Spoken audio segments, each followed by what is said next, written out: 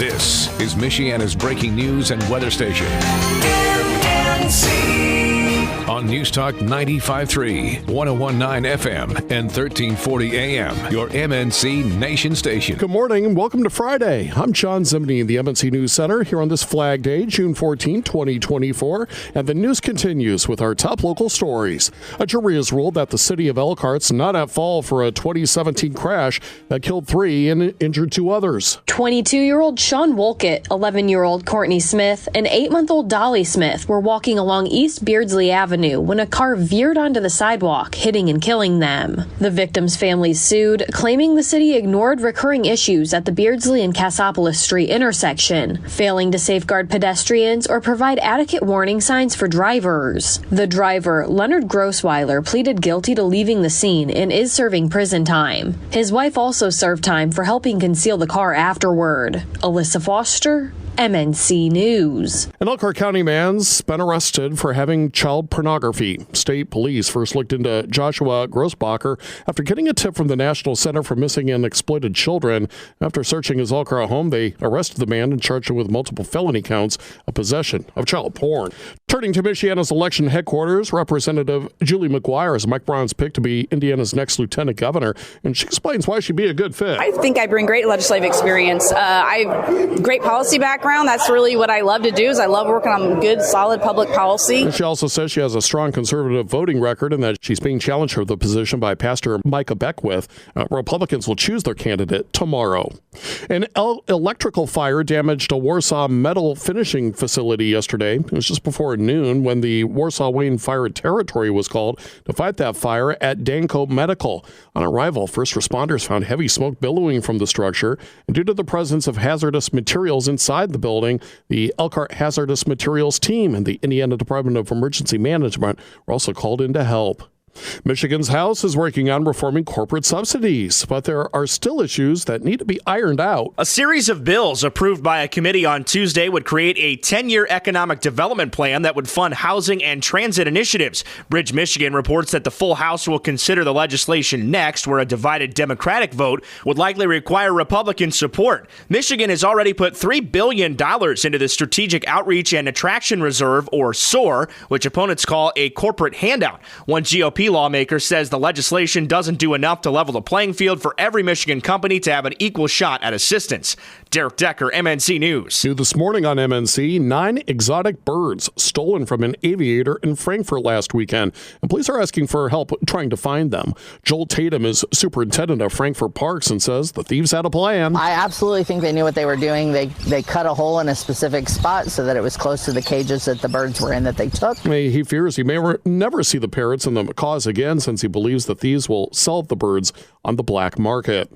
And it turns out the University of Notre Dame has produced more athletes who've made the jump to the NFL than any other college. The Fighting Irish have generated 630 NFL athletes to date, 45 of them still active as of last season. Numbers from Degree Choices looked at data from Pro Football Reference to work up the list, which has Southern California at second and Ohio State third. Michigan and Alabama round out the top 5. Notre Dame players have played in more than 30,500 games, with retired kicker John Carney playing in the most, 302 between 1987 and 2010, including a Super Bowl victory with the Saints. Indiana 3rd District Congressman Jim Banks has some pretty strong opinions about the WNBA's treatment of rookie Caitlin Clark. Banks, who has been vocal about Clark's exclusion from the women's Olympic team and alleged excessive physical targeting, didn't mince words. First of all, Caitlin Clark is already a Hoosier legend, and the Banks girls are really big fans. Banks criticized the WNBA for what he sees as a bias against Clark. I think she's being targeted because she doesn't fit the stereotype of these professional women basketball players. He expressed concern over the message being sent to young girls, including his daughters, by the league's actions. Banks also touched on broader issues, accusing the WNBA of prioritizing, quote,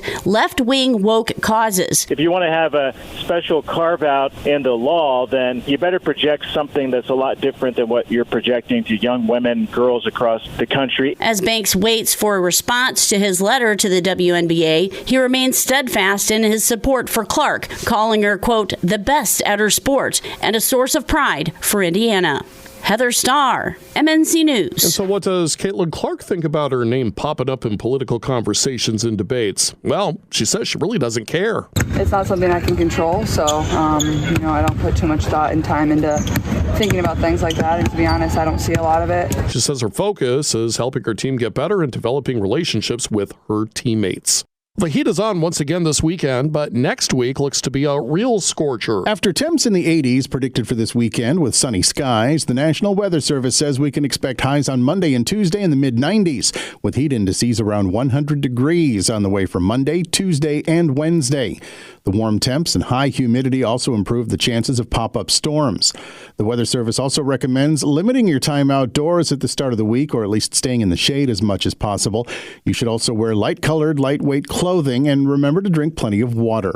Be sure to text weather to 574-2595-953 for weather alerts direct to your cell phone. Message and data rates apply. Tommy Lee, MNC News. A man was killed in a motorcycle crash in Kosciuszko County. Happened just after 5 o'clock on Wednesday afternoon. The victim, Charles Sanders from Claypool, veered off State Road 25 for reasons that are not known. His motorcycle ended up in an embankment. He was pronounced dead at the scene. 95.3 MNC Watching Your Money. INDOT will spend $256 million to overhaul the state's welcome centers. The rest stops in the state are mostly dated to the mid-1960s and have not been updated very much. INDOT officials say the welcome centers, quote, have not been positive first impressions for travelers, and the new or reconstructed centers will be gateways to Indiana with architectural elements that match the region in which they are located. 16 of the state's 27 rest areas will be replaced. Heather Starr, MNC News. New this morning on MNC, southern Indiana residents are being asked to turn off their cars while waiting in drive-through lanes. Drivers in southern Indiana are urged to avoid idling their cars at restaurant drive-through lanes. The Indiana Department of Environmental Management issued alerts this week saying air quality and the ozone layer could be impacted as temperatures are expected to rise. The affected cities include Corydon, Jeffersonville, Madison, New Albany, Bedford, Evansville, Vincennes, and surrounding cities. Temperatures are predicted to be in the upper 80s to the mid-90s by the weekend. That's Terry D. reporting. Now, Watching Your Money, in response to passenger feedback as the rail line makes service adjustments, the South Shore line will reinstate a buy one, get one free special next month. That means all monthly tickets purchased for July will remain valid for August. South Shore officials say that for passengers purchasing a paper July monthly ticket, hang on to that ticket and use it through August. For passengers buying a digital ticket for July via the mobile app, an August ticket will be uploaded to their accounts before the end of July. You can find out more details about the special on the South Shore Line's website. Mike Wilson, MNC News. From the follow-up file, it seems like the cyber attack against healthcare provider Ascension Michigan may have started with what's being called an honest mistake. The company's latest update says the breach of their systems happened when somebody working at a site downloaded a file they thought was harmless. Disruptions associated with that attack still continue more than a month later. Well, you may know employees who go above and beyond to help cover shifts, but a former Chick-fil-A staff member apparently wanted to perform an exorcism. Someone called to report a break-in at their home early Tuesday morning. Avon police say a man had broken a window to access the property. But when police arrived, they learned that they were not addressing a standard burglary. Instead, their suspect told them that he had come to the home to perform an exorcism on a female. The man was later admitted to a local hospital. Sasha Nixon, Network, Indiana. Mostly clear and sunny today, a little less humid and a slightly cooler, but high temperature still up around 80 as we head into the afternoon. As we head into tonight, clear skies and comfortable temperatures. We drop to 58. And for your Saturday, a little warmer, still some sunshine, highs near 83. The extreme heat and humidity really start to return on Sunday, where highs return into the 90s. I'm meteorologist Carrie Peugeot. A reminder, you can get the morning's top local news stories on demand by subscribing to the local news podcast. Go to 953mnc.com, click where it says On Demand. Podcasts by Federated Media.